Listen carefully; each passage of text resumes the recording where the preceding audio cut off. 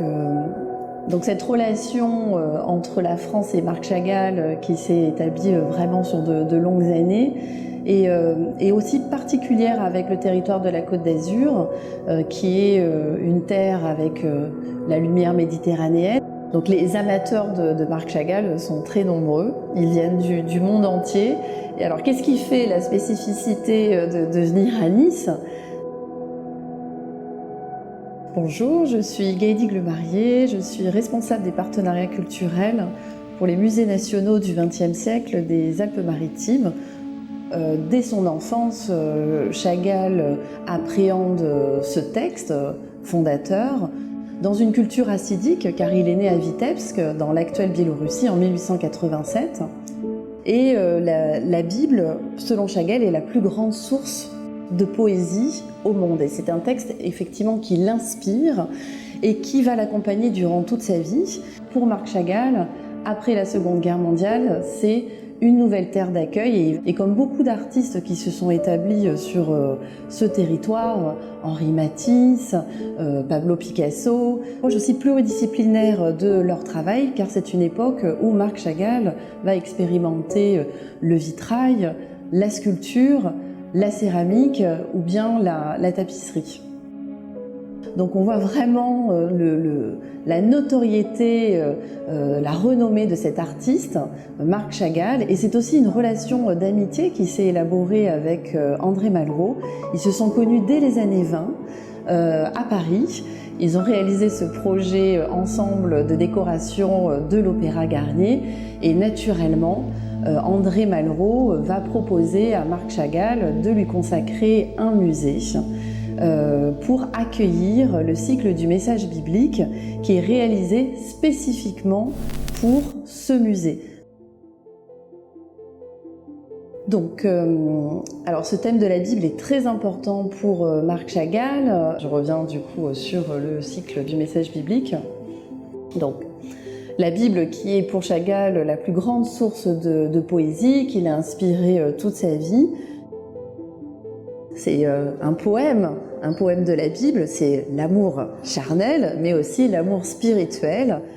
Et ces 5 tableaux qui sont dans les rouges, les roses, les orangés, qui sont très sensuels. Déjà, ce qui est vraiment intéressant, c'est de regarder aussi la matière. Parce que vous voyez, par exemple, c'est-à-dire que c'est un même sujet, le Cantique des Cantiques, qui est un poème de la Bible chanté, qui célèbre l'amour divin, l'amour humain. Donc en fait, c'est un même sujet que l'artiste va décliner de différentes manières, comme dans une variation musicale. Et par exemple, dans ce tableau, qui est très sensuel, hein, on a des formes féminines, comme ici une poitrine, ici comme une sorte de ventre. Donc en fait, ici, c'est la vie de Marc Chagall. Vous avez l'artiste qui se représente ici en tant que peintre, on le reconnaît de profil avec sa palette.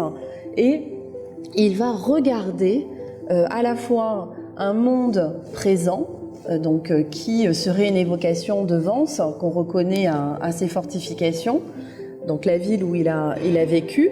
Et ici, on serait dans quelque chose qui relève du passé, avec une évocation de Vitebsk que l'on reconnaît ici avec la cathédrale, avec les toits verts, et vous voyez qui est éclairée par une petite lune. Donc la lune qui est le symbole aussi plus d'une lumière plus nostalgique.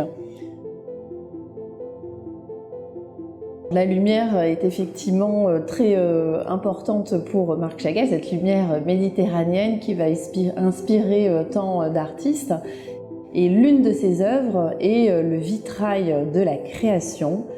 Depuis le chaos, vraiment la séparation de la lumière, de l'obscurité, la création des premiers arbres avec la création du premier homme et de la première femme, et bien sûr jusqu'au jour du repos. Donc, puisque tous les matins, lorsque vous allez dans l'auditorium, vous voyez la lumière qui vient s'engouffrer et qui va progressivement illuminer ce vitrail et rejouer ce miracle de la création.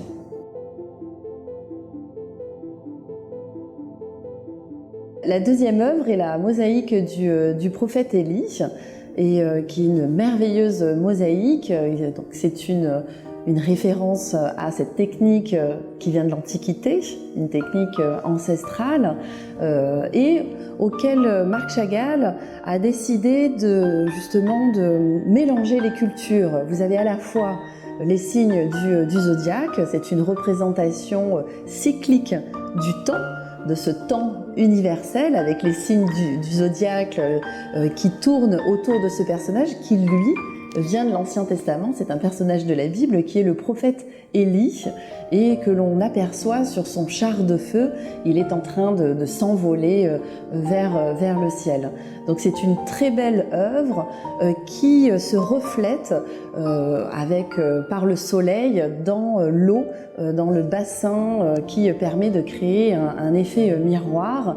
Et donc ces œuvres monumentales qui sont intégrées dans l'architecture du musée viennent vraiment aussi agir sur cette expérience du visiteur,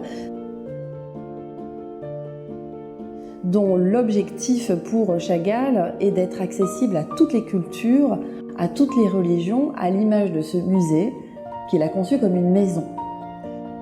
Un lieu de paix, un lieu de spiritualité et qui puisse inspirer toutes les personnes. Donc c'est vraiment une visée universelle et qui fait qu'encore aujourd'hui, dans ce musée, nous avons des visiteurs qui viennent du monde entier.